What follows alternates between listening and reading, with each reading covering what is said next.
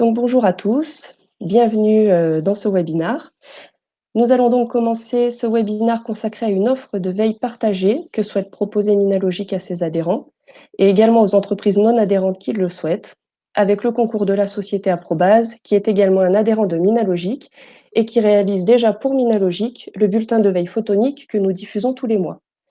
J'ai donc le plaisir d'accueillir Richard Lemaire, dirigeant d'Aprobase, et Kate Morgetz, qui est en charge des actions internationales au sein de Minalogic, pour vous expliquer cette offre. Les grands salons internationaux ont pour premier bénéfice de rendre plus visibles vos entreprises, de rencontrer vos clients et de rencontrer de nouveaux prospects. Un deuxième bénéfice est souvent de permettre des discussions informelles entre confrères et concurrents au sujet de l'évolution du marché tout en jetant un coup d'œil à leurs dernières nouveautés. Dans le contexte de crise actuelle, ces événements internationaux sont de plus en plus virtualisés. Ce sera par exemple le cas de l'emblématique CES en janvier 2021, sur lequel Minalogic accompagne depuis plusieurs années les acteurs régionaux. Dans un événement virtualisé, le côté contact client et prospect subsiste de manière plus ou moins satisfaisante à travers des visioconférences ou des chats.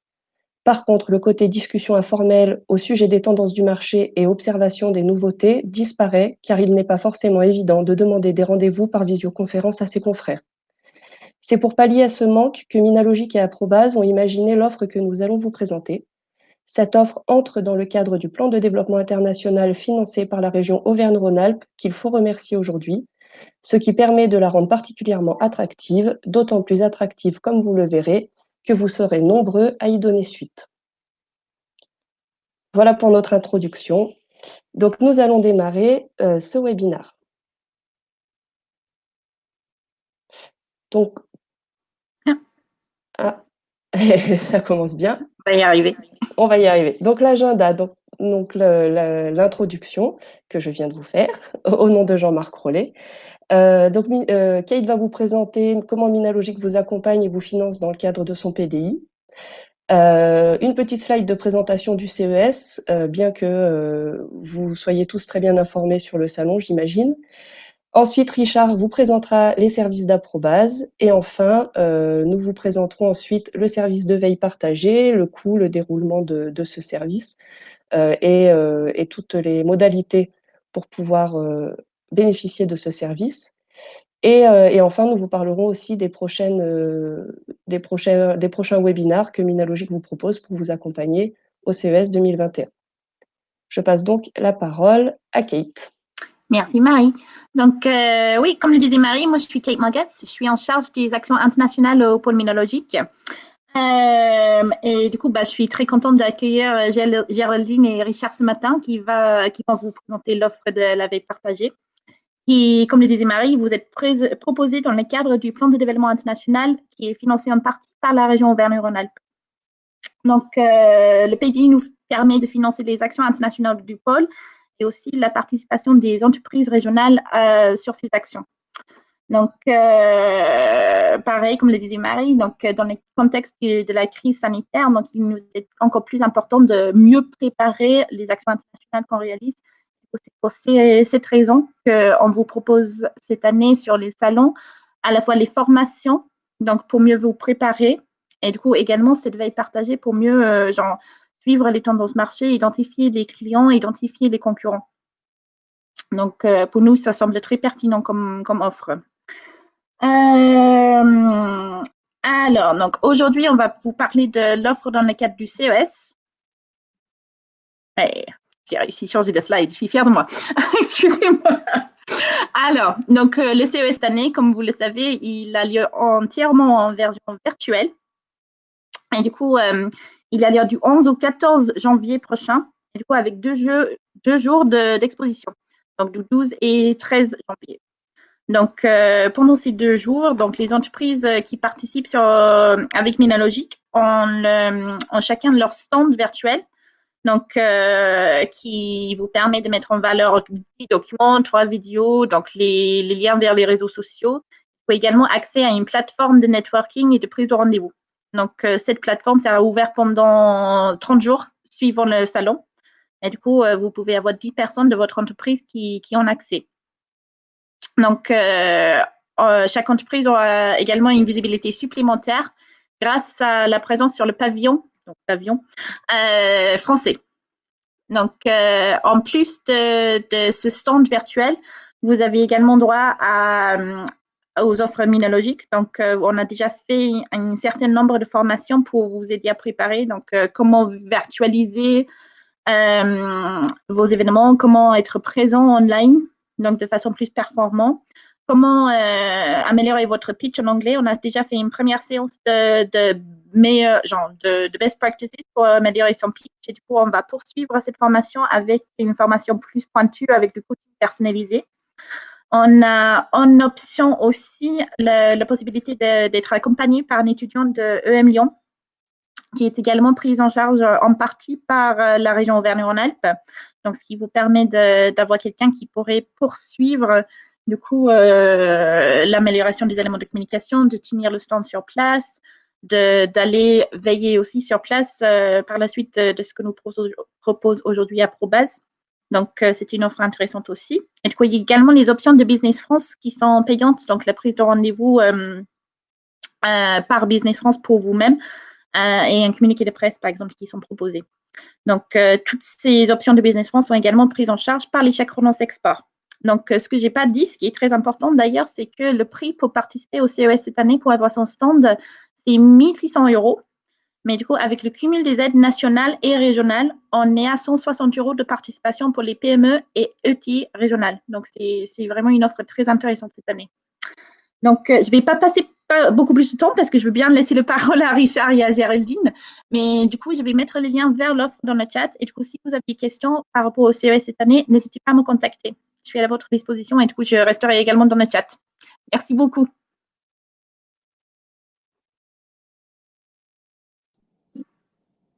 Merci Kate, merci Marie.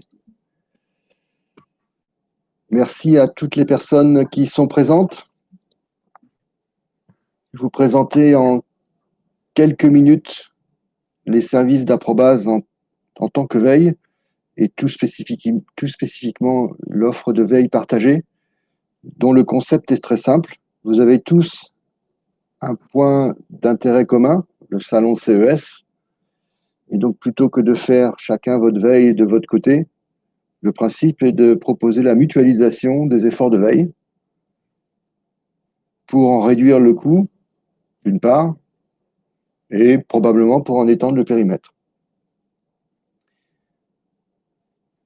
Aprobase fait la veille pour certains de ses clients depuis plus de 25 ans. La société existe depuis un peu plus de 30 ans.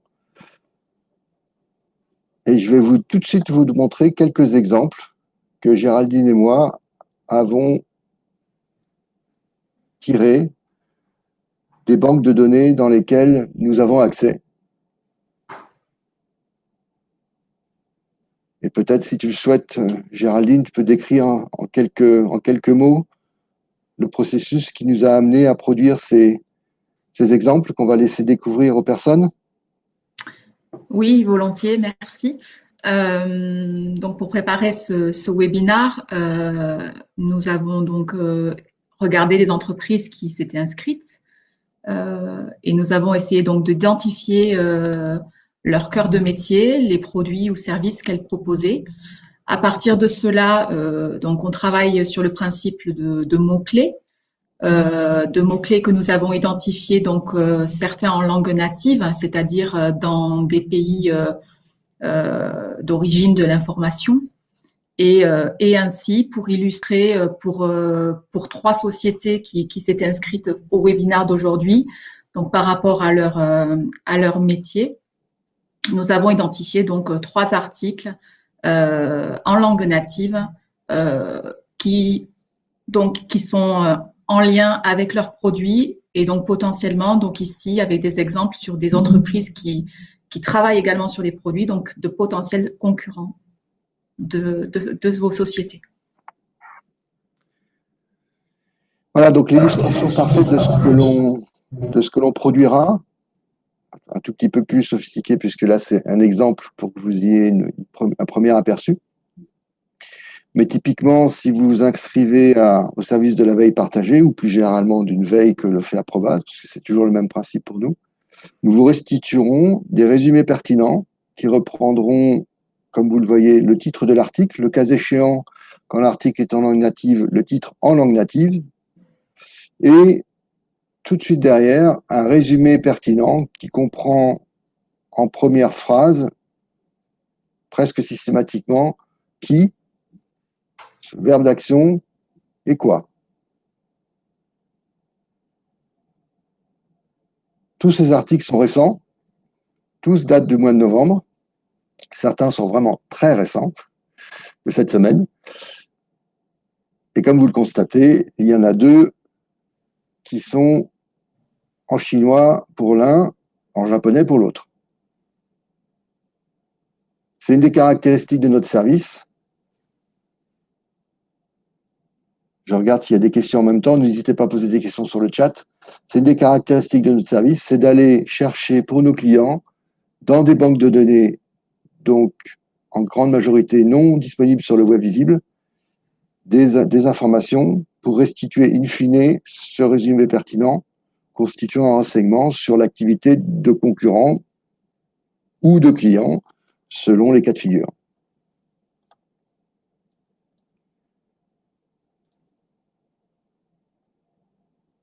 Notre service consiste donc à vous restituer des renseignements, donc des résumés pertinents, de le faire de façon régulière et fiable dans le temps.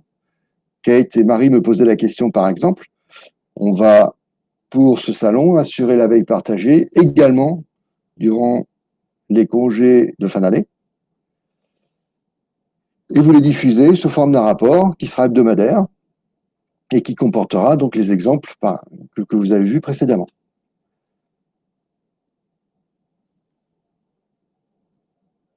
À titre indicatif, aujourd'hui, nous avons environ 25 langues qui sont suivies pour différents clients. Et pour l'un d'entre eux, pour une veille qui couvre beaucoup de pays européens, doit être aux alentours de 10 langues. Et dans votre cas de figure, on aura probablement entre 6 et 7 langues à suivre selon l'origine des acteurs qui vous intéressent, vos concurrents en particulier.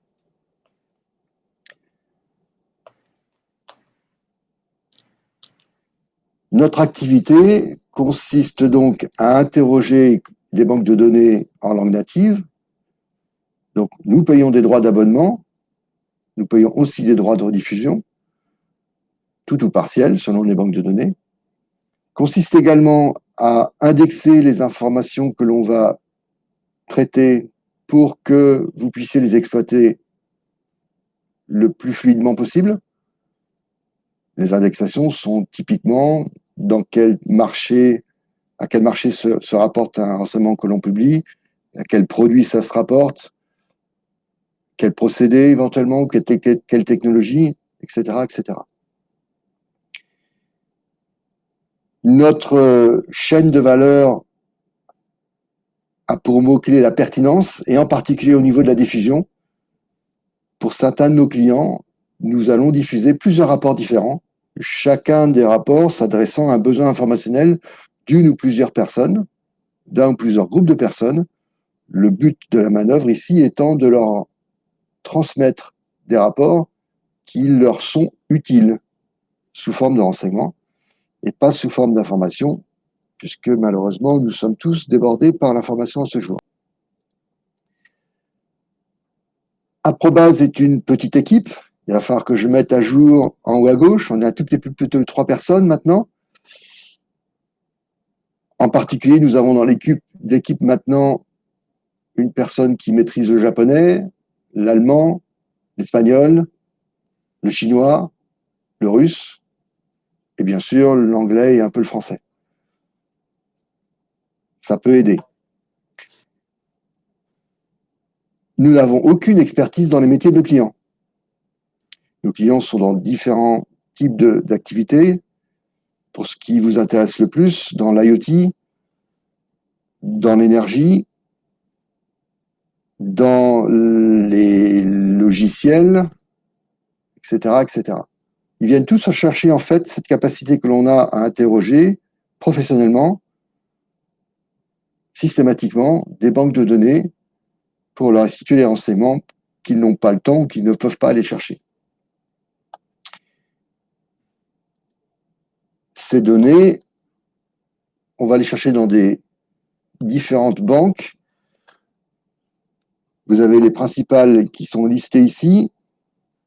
En particulier, nous recevons sur nos serveurs un flux d'articles dont la volumétrie est très significative, plusieurs millions d'articles par jour, que l'on va traiter sur nos serveurs. Et c'est une des caractéristiques que viennent chercher nos clients, c'est que quand nous interrogeons nos serveurs, personne à l'extérieur ne sait ce que l'on fait. Donc il y a une grande discrétion, double barrière. D'une part, ce n'est pas vous qui interrogez le web, surtout si vous interrogez avec Google.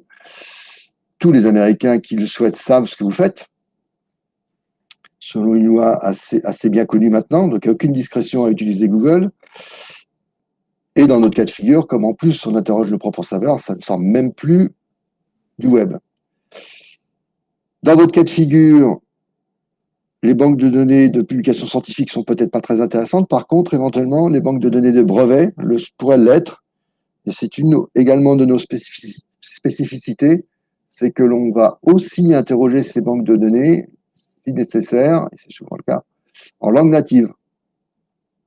Alors qu'habituellement, on interroge ces banques de données en anglais, et ce mode d'interrogation va immanquablement adresser l'abstract traduit machine du brevet, avec les conséquences qu'on peut imaginer. Beaucoup de nos clients nous demandent aujourd'hui de plus en plus, en particulier dans la situation qui nous concerne aujourd'hui, pour développer leur activité, l'export par exemple, de traiter les banques de données d'appel d'offres du monde entier.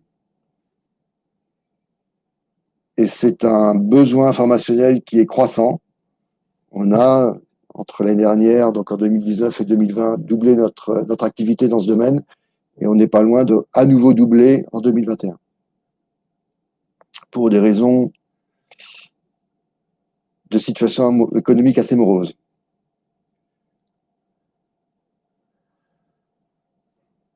Un petit mot sur ce qui se passe dans nos serveurs et que vous ne voyez pas. La plupart du temps, nous non plus d'ailleurs. On traite énormément de mots-clés. C'est une des grandes forces que l'on propose à nos clients, c'est que l'on ne va pas interroger avec quelques mots-clés, voire quelques dizaines de mots-clés, mais avec des milliers de mots-clés. Et on va traiter les réponses dans certains cas de figure avec des dizaines de milliers de mots-clés. Aujourd'hui, notre service de veille le plus gourmand en termes de nombre de mots-clés s'élève, je crois, à 27 000 mots-clés. Donc là, on comprend qu'on ne peut plus faire à la main. Et dans le cas d'espèce, il s'agit effectivement d'interroger environ 10 000 cibles réparties dans le monde pour voir ce que ces cibles ont à dire ou ont à renseigner notre client dans le domaine qui l'intéresse.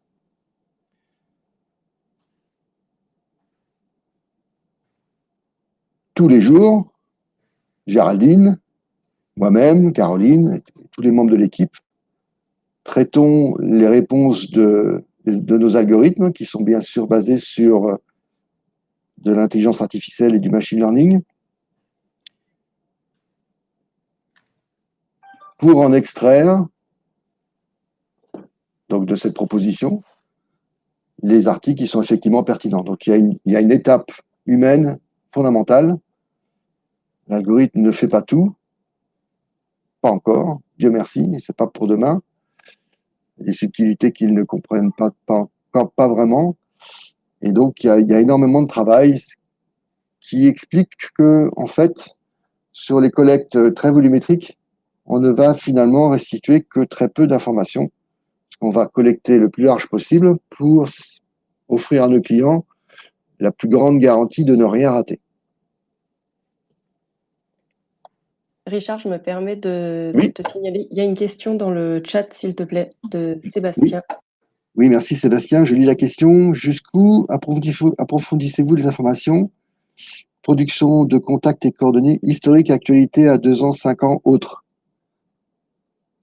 Merci pour la question. On approfondit jusqu'à ce que nous demande le client.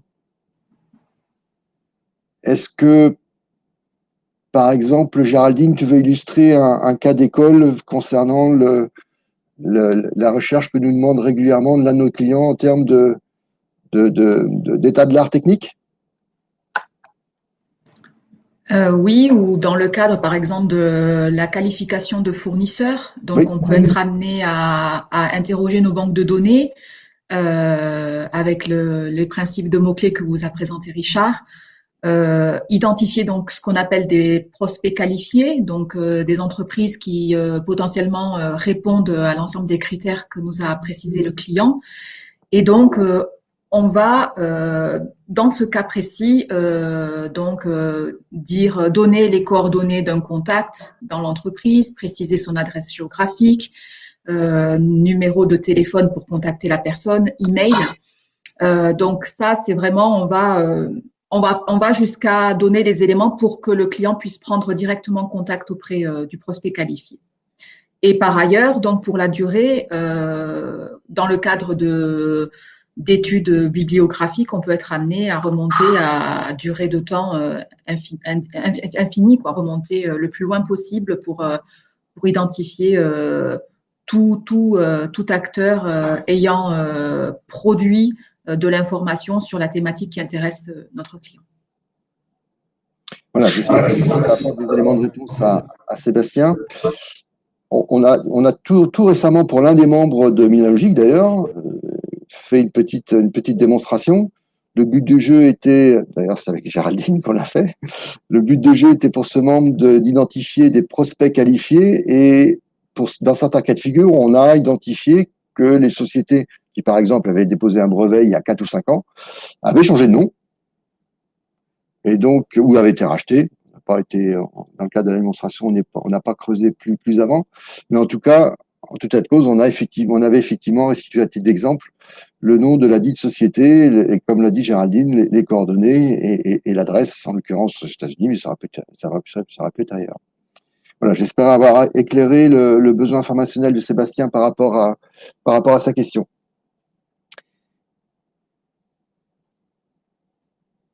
Ok, merci Sébastien.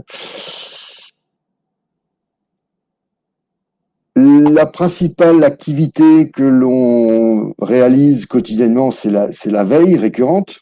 Donc, selon les cas de figure, tous les jours, plusieurs fois par semaine, une fois par semaine, une fois par mois, quelquefois un peu moins fréquemment. Il y a des domaines d'informationnel sur lesquels l'actualité bouge très fréquemment, d'autres un peu moins fréquemment, par exemple les brevets. Ceci étant, on peut être amené à faire des restitutions de brevets au fil de l'eau. Mais en tout état de cause, on va effectuer ce service de veille à la fréquence souhaitée par notre client, eu égard à son besoin informationnel. Et on se cale vraiment là-dessus. Le deuxième type d'activité qui a supplanté l'activité de visualisation, qui figure en deuxième place aujourd'hui sur ce visuel, il faut que je mette à jour, c'est l'état de l'art. Alors, on faisait beaucoup d'états de l'art technique, comme l'a dit Géraldine, on fait de plus en plus d'états de l'art marketing, donc justement pour identifier des prospects qualifiés et pour accélérer la démarche de prospection de nos clients, puisqu'ils ont une preuve d'usage de leurs produits, de leurs services, par le renseignement qu'on leur procure. Donc un prospect qualifié à ce titre-là est une société, un contact dont on est absolument certain qu'à un moment donné, il a fait usage du produit ou du service qui intéresse notre client. Évidemment, pour contacter ce genre de société, c'est extrêmement percutant pour démarrer la discussion.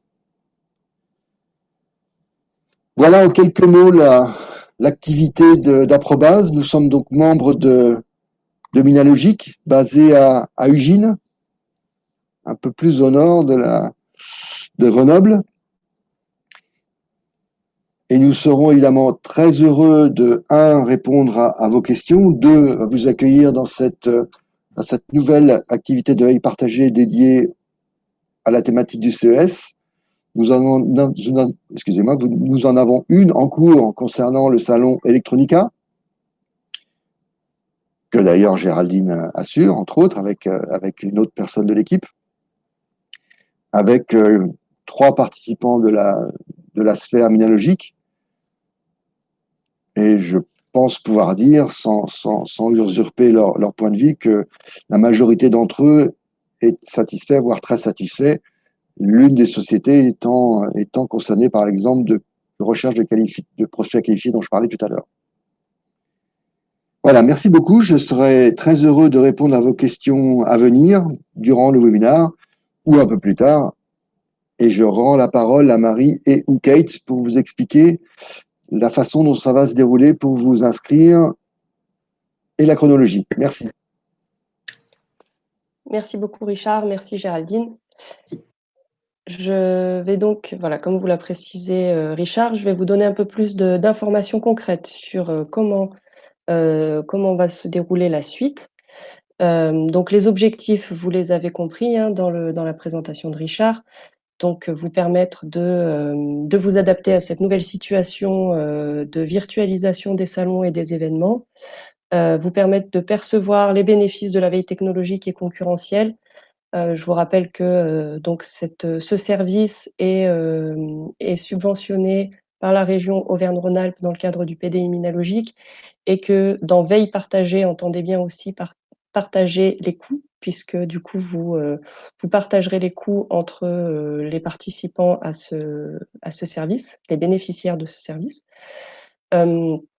Et l'objectif pour nous, Minalogique, c'est de vous permettre de bénéficier de ces services, de mieux vous préparer au salon en assurant cette veille en amont, pendant et après, et aussi de, bien sûr, collaborer avec Aprobase, qui est un adhérent du pôle et avec lequel nous travaillons déjà, Minalogique, sur la veille photonique. Et nous sommes très satisfaits des services d'Aprobase et nous serions ravis de vous en faire bénéficier. Donc pour la suite, la timeline, donc le webinar qui s'est tenu qui se tient aujourd'hui le 27 novembre. Donc c'est le point de départ de votre engagement. Si vous souhaitez vous engager sur ce service, nous vous proposons une période de réflexion de 15 jours. Pendant laquelle nous vous invitons à vous manifester auprès de Kate ou de Jean-Marc ou moi-même. On communique entre nous en interne, il n'y a pas de problème. Donc, si vous souhaitez vous engager, on vous demande s'il vous plaît de le faire avant le 11 décembre, ce qui nous permettrait de lancer le service de veille sur vos besoins à partir du 14 décembre. L'idée étant de vous fournir une moyenne de 8 rapports hebdomadaires.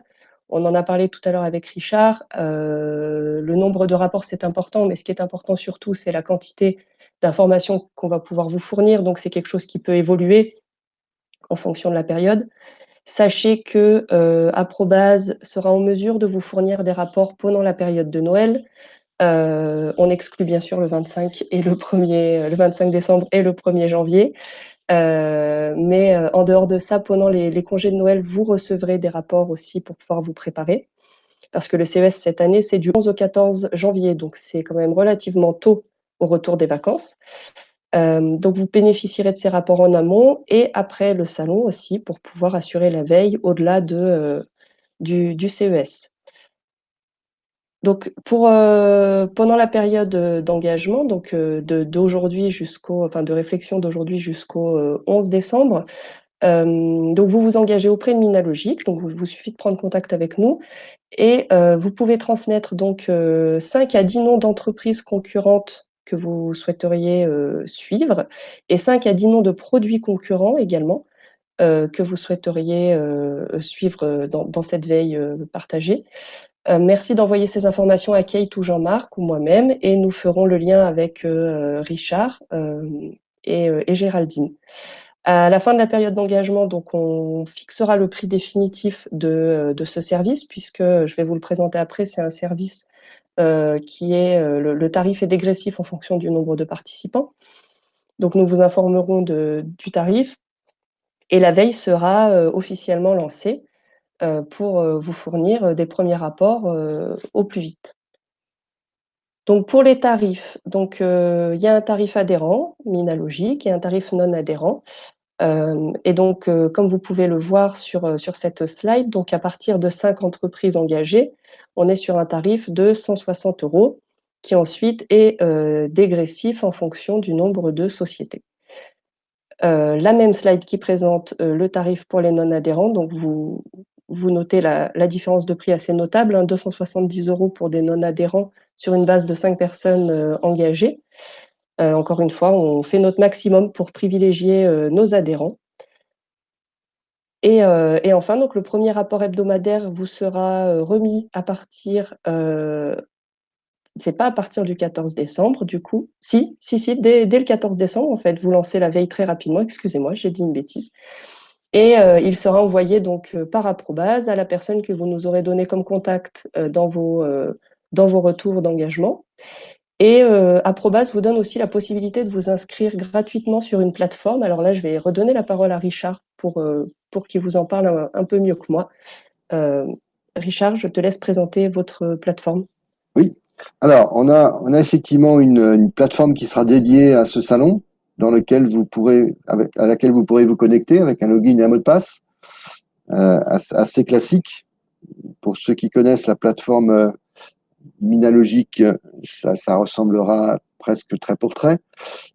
L'important dans cette plateforme, c'est que vous puissiez avoir accès aux informations selon votre bon vouloir à tout moment et avec les clés de filtre qui vous intéresseront. En sus, bien entendu, des rapports. Elle est accessible en principe 24 heures sur 24, sauf problème de connexion Internet, bien entendu. Je voulais juste revenir sur cette caractéristique de veille partagée.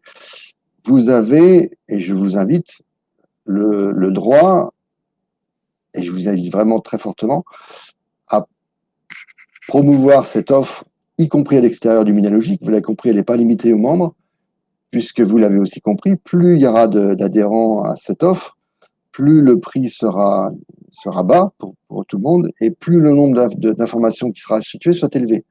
Donc c'est un cercle quelque part vertueux qui vous autorisera à répartir les coûts et avoir d'autant plus de renseignements qu'il y aura de sociétés inscrites.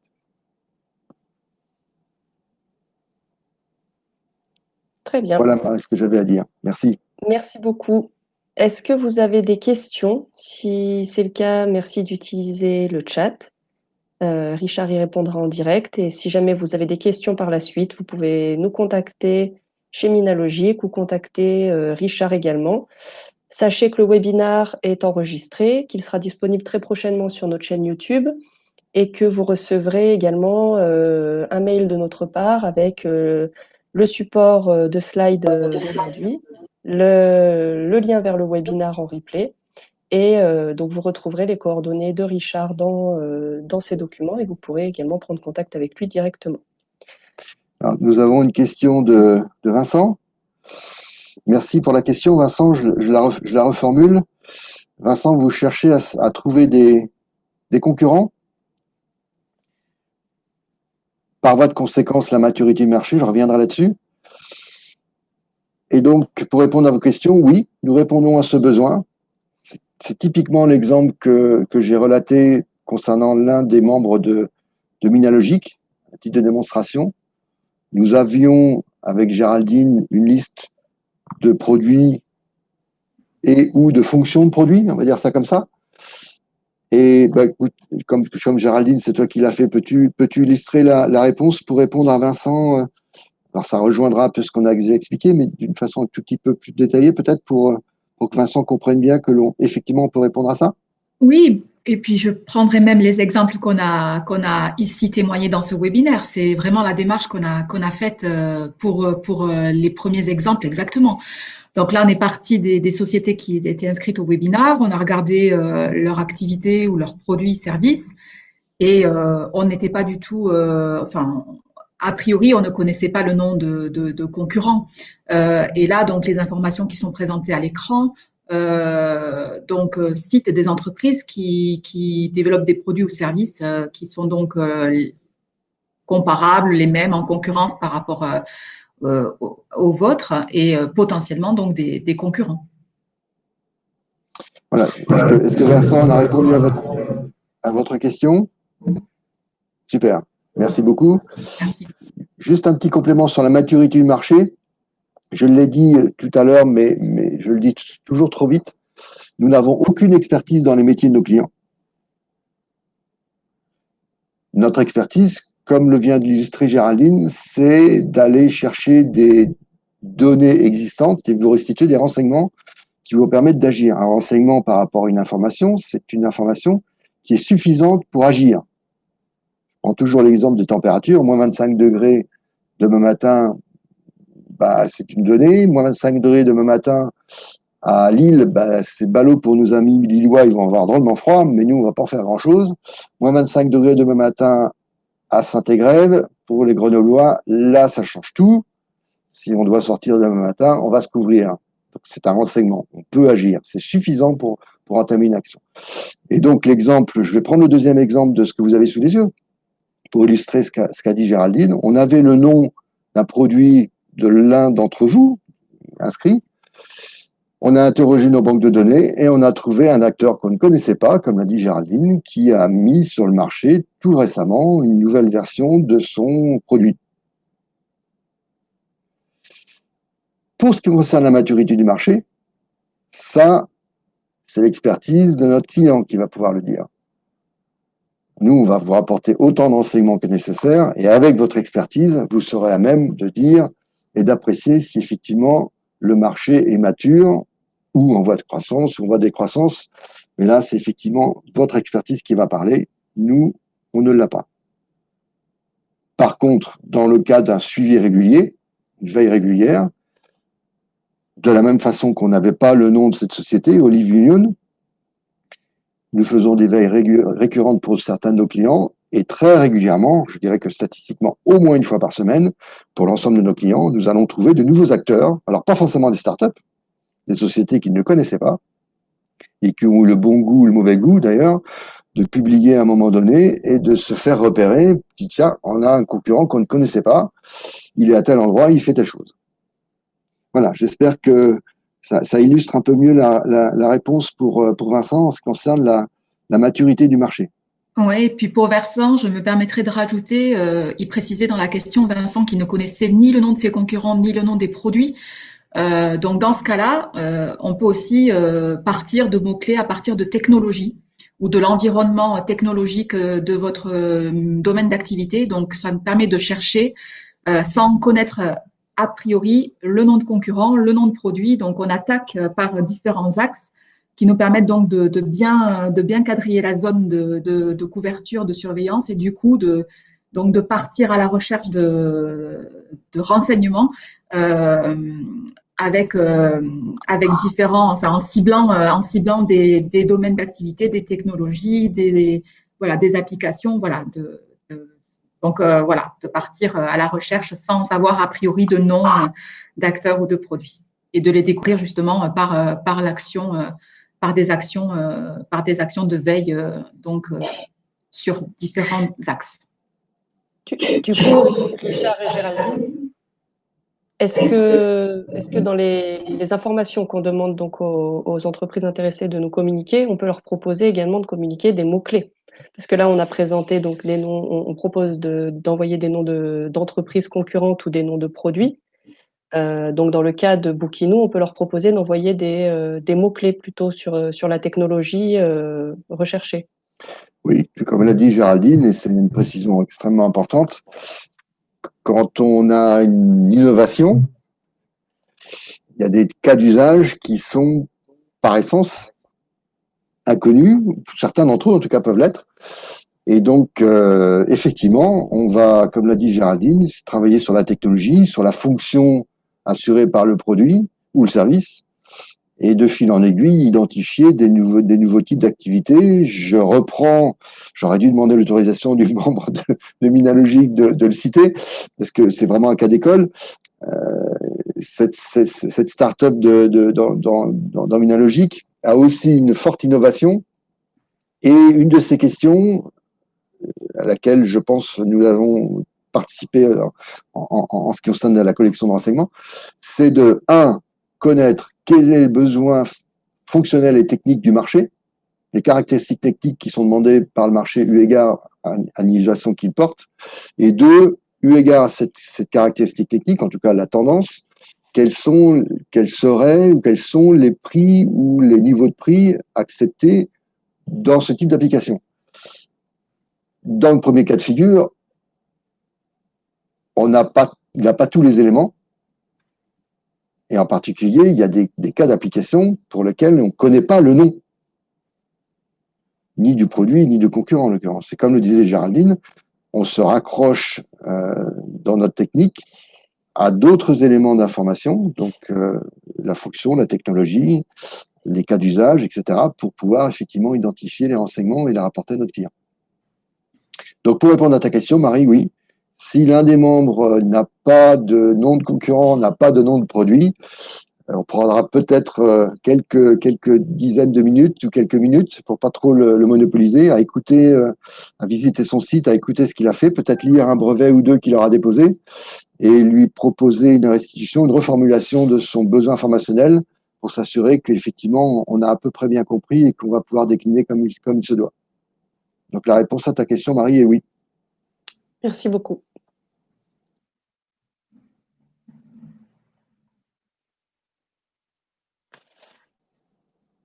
Merci Vincent. On a répondu du coup, ouais, super. Très bien, merci beaucoup. S'il n'y a pas d'autres questions, je vous propose qu'on arrête le webinaire. Bien sûr, hein, toutes les questions à venir sont les bienvenues. N'hésitez pas à prendre contact avec nous. Merci pour votre participation. Merci beaucoup à Richard et Géraldine pour cette présentation et pour le temps que vous nous avez accordé. Écoutez, je vous souhaite à tous une très belle journée et un très beau week-end. Et à très bientôt. Merci à tout le monde. Au revoir. Au revoir. Au revoir, merci.